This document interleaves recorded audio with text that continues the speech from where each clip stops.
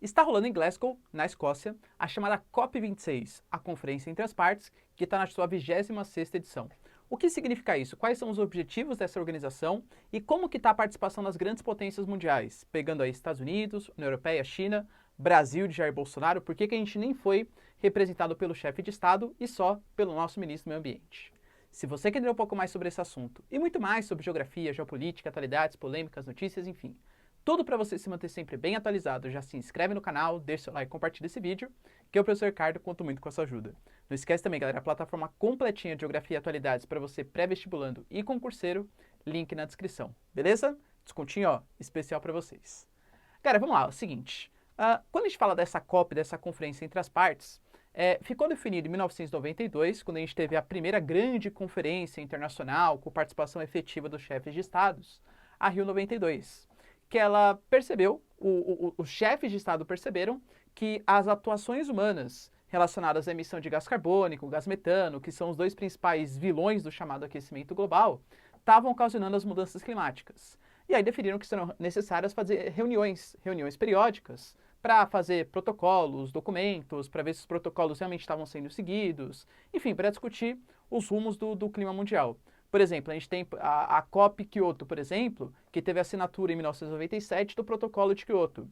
A COP, por exemplo, em Paris, que teve assinatura do Protocolo de Paris. E por aí vai, né? Então são essas grandes reuniões para discutir principalmente coisas relacionadas às mudanças climáticas, ao aquecimento global, em táticas, em como reduzir as emissões de gás carbônico e gás metano para a atmosfera, tá? Primeiro falando um pouco do Brasil. O Brasil não teve a representação do chefe de Estado, o que é uma coisa um pouco estranha de fato, porque, segundo o Bolsonaro, não deu uma justificativa oficial, porque ele mesmo não está participando, mas o Mourão, ele fez um comentário, né? Até anotei aqui, ó, ele falou, como é que é? O Mourão, ele vai chegar no lugar onde todo mundo joga pedras nele? Né? Então, como ele seria muito criticado, porque o Brasil hoje ele é visto como se fosse uma espécie de pária internacional no sentido climático. E também algumas questões econômicas, políticas, sociais. A gente pôde, inclusive, ver isso recentemente na reunião do G20, das 20 maiores economias mundiais, onde o Bolsonaro ficou completamente deslocado, fez piadinha que ia ser julgado no tribunal de Haia para o Tedros Adhanom. O único cara que conversou de maneira mais significativa com ele foi o Erdogan, e ele ficou reclamando da mídia por Erdogan. Pô, essa mídia só me persegue e tal. Enfim, o Brasil está um pouco deslocado no cenário geopolítico, não consegue mais ter um poder de negociação efetivo. A gente percebe as dificuldades de fechar acordos bilaterais. Por exemplo, o Brasil não consegue convencer a União Europeia que é importante, que o Brasil vai realmente preservar o meio ambiente e tal. Então a União Europeia rechaça, de fato, fechar o acordo do Mercosul-União Europeia, justamente pela posição brasileira a respeito do respeito aos povos indígenas, minorias, questões ambientais. Lembrando que existe muito de questões econômicas também, não dá para ser inocente, não dá para achar que o Macron ele está extremamente preocupado com os indígenas do Brasil. O que ele sabe é que ele quer, se os produtos brasileiros entrarem no mercado francês, isso com certeza vai atingir muito o potencial agrícola francês, vai prejudicar muito a economia francesa. Então ele quer fazer um protecionismo, quer continuar com sobretaxas, barreiras. Então ele procura qualquer tipo de justificativa econômica para conseguir adotar essas barreiras. E aí o governo brasileiro dá todas as justificativas possíveis, né? Professor, mas você está falando isso, mas o Brasil é um dos países que tem uma fonte de energia renovável. Cuidado, hein? Primeiro que isso é mentira. O Brasil não tem uma fonte de energia renovável. A gente tem uma fonte de matriz de energia elétrica renovável.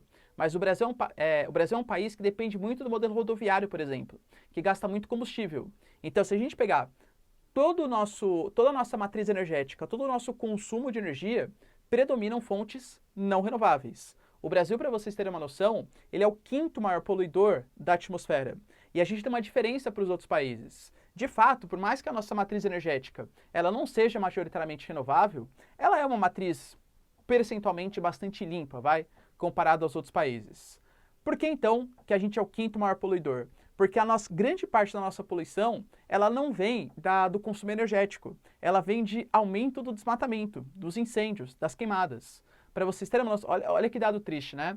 O Brasil, hoje, a floresta amazônica, ela mais contribui para o aquecimento global do que uma floresta que sequestra carbono, né? De fato, a floresta amazônica já é uma floresta madura, não sequestra tanto carbono, mas os incêndios que acontecem, as queimadas, o desmatamento que acontece na Amazônia, faz com que hoje ela mais contribua para o aquecimento global do que combata o aquecimento global. Então, praticamente metade das nossas emissões de gás carbônico é por desmatamento. E isso é um grande diferencial. Os outros países que estão buscando uma mudança da matriz energética e tal, eles têm como característica principal, uma característica muito forte, uma matriz energética que ainda depende muito de combustíveis fósseis, né? Então, termoelétricas, biomassa, enfim, outras fontes que poluem bastante a atmosfera. O Brasil, o Bolsonaro mandou um vídeo, né, se comprometendo, fez algumas promessas até que interessantes, falou que o Brasil, por exemplo, até 2030 vai cancelar completamente, aliás, perdão, vai acabar com o seu desmatamento ilegal e que até 2030 também a gente vai reduzir em 30% o nosso uso de metano, a nossa liberação de metano. Isso tem muito a ver com pecuária, principalmente. Quero saber como que a gente vai conseguir fazer isso. Se o Brasil é um país que reprimariza a sua economia cada vez mais, a gente depende cada vez mais da exportação de carne, soja, etc. E a gente prometeu... isso, outros países também prometeram, tá? Essa questão do metano. O Brasil prometeu acabar com o desmatamento ilegal e o Brasil também prometeu que vai reduzir em 50% as emissões de gás carbônico para a atmosfera. O que, de novo, para mim parece um pouco contrassenso, porque em 2020, por exemplo, ano de plena pandemia, que a economia mundial retrocedeu e o mundo poluiu menos 7%, o Brasil foi na contramão e aumentou em quase 10% as emissões de gás carbônico para a atmosfera. Por quê? Porque a nossa economia está pujante, crescente? Não. Por quê? Porque o Brasil aumentou o ritmo de desmatamento, né? Então, novamente, as queimadas contribuindo para a parte brasileira do aquecimento global. Por isso que o Brasil, e de novo, né, o nosso chefe de Estado, de maneira geral, ele não se mostra favorável a fazer políticas de combate, políticas de mudança. O que ele mostra? Ah, não, isso é coisa da mídia, isso é questão das ONGs, lembra? Até associou o Leonardo DiCaprio, financia ONGs que tacam fogo na Amazônia, fala que é culpa dos povos indígenas. Então, esse papo, né, que ele coloca para a comunidade internacional, óbvio que não pega bem. E por isso que o Mourão falou, pô, ele vai para um lugar onde vai tacar pedra nele? De fato, muito possivelmente tacaria o mesmo, né? Ou pelo menos não acreditaria no que ele está falando, já que o Brasil só se compromete, mas muda constantemente as suas metas, nunca consegue atingir a meta e por aí vai. A grande liderança brasileira que fez o discurso da abertura da COP26 foi uma liderança indígena, lá de Rondônia, inclusive, tá? Bem importante, que é uma das principais defensores da floresta amazônica, né? Até anotei, ó, a Tchai Suruí. Suruí é um povo indígena, né, lá de Rondônia, que tem uma ligação muito forte, inclusive o pai dela, o Almir Suruí, é uma liderança importante, tá, do movimento indígena na questão de preservação da Amazônia. E ela disse justamente isso na abertura. Falou que o Brasil é um país mega diverso, que o Brasil tem um potencial gigantesco, e ela, obviamente, ela é anti-Bolsonaro, tá? Isso é bem importante deixar bem claro. Ela falou que as políticas ambientais do atual governo contribuem para a questão das queimadas, contribui para a questão do aumento do gás carbônico e do metano para a atmosfera, inclusive falou que o Brasil mata lideranças que se mostram contra o uso da floresta para questões econômicas, tá bom? Então isso foi um papo bem importante. Então eu diria para vocês que o Brasil não vai estar muito bem posicionado. O Brasil já foi um momento de liderança, quando a gente teve lá nos anos 2000 e tal. De novo, também muito hipócrita, a gente sabe, né? Não foi, nossa, que beleza, a política contra o desmatamento. Mas hoje, com certeza, o ritmo ele está bastante acelerado. Já em relação aos outros países, a gente tem que destacar, por exemplo, a postura do Boris Johnson, né? O Boris Johnson, ele é o primeiro-ministro do Reino Unido, inclusive da Escócia. Então ele fez um discurso bem forte ali na abertura, falando que o Reino Unido e toda a União Europeia, não que o Reino Unido faça parte, né, lembrando, mas que o Reino Unido e a Europa como um todo vai se comprometer a reduzir as suas emissões. Até porque a gente não pode esquecer que esse ano a União Europeia se assustou bastante. Assustou bastante com o quê, professor? Incêndios, por exemplo, na Grécia, na Itália, na Espanha. A Turquia não faz parte da União Europeia, mas também tem incêndios bastante fortes. O sul da Europa sofre bastante com incêndios. Enchentes muito significativas na Alemanha e na Bélgica, considerado um dos piores desastres ambientais das últimas décadas. Então isso vem mostrando, e aliás, vem jogando até um pouco mais a opinião pública favorável aos partidos que defendem uma preservação ambiental maior, os chamados partidos verdes, né? Na Alemanha, por exemplo, a candidata que era a candidata pelo Partido Verde, ela ia ter uma boa votação, aí viram algumas incoerências, tal, ela acabou tendo uma votação não tão expressiva, mas a pauta ambiental, ela está cada vez mais forte. Então a União Europeia se mostra bastante favorável a fazer essas políticas de combate. Estados Unidos finalmente voltou para o acordo, né? Isso é um ponto importante. O Trump, ele se mostrava um não aquecimentista, ele saiu do Acordo de Paris, falou que não tem nada a ver. Ele falou que a intuição científica dele falava que não existia aquecimento global. O Biden, ele é um pouco mais, globalista, né? Então ele participa dessas grandes organizações. Ele voltou para o órgão de direitos humanos da ONU, ele participa novamente do Acordo de Paris, ele foi uma das lideranças, por exemplo, agora dessa COP26, para fazer um discurso bastante enfático, bastante forte, e muito possivelmente vai prometer reduzir o uso de carvão, por exemplo, né, que é uma fonte ainda bastante importante para os Estados Unidos. Xi Jinping, China. A China não participou, tá? O Xi Jinping não vai participar. A China já tinha feito algumas promessas significativas, a gente não pode esquecer que a China hoje é o país que mais polui a atmosfera, mas também a China é o país mais populoso, é o que a China alega, né? Tá, eu sou o que mais poluo, mas também vê o tamanho da minha população. Eu tenho 1,4 bi de habitantes. Só que a matriz energética chinesa ainda depende muito de carvão mineral, que dos combustíveis fósseis é com certeza o mais poluente de todos. Mas a China vem investindo, né? A China hoje tem as 2 maiores hidrelétricas do mundo, a China até fez um sol para eles, né, para fazer uma energia mais renovável, tem painéis solares, energia maremotriz, mas ainda hoje talvez seja pouco acelerado. Lembrando que a China, ela vem passando por uma desaceleração da sua economia.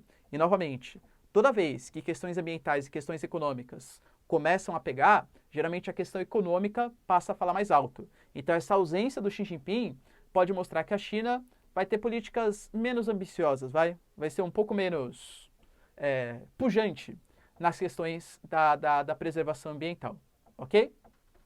Ou seja, é mais ou menos esse panorama que a gente vai ter.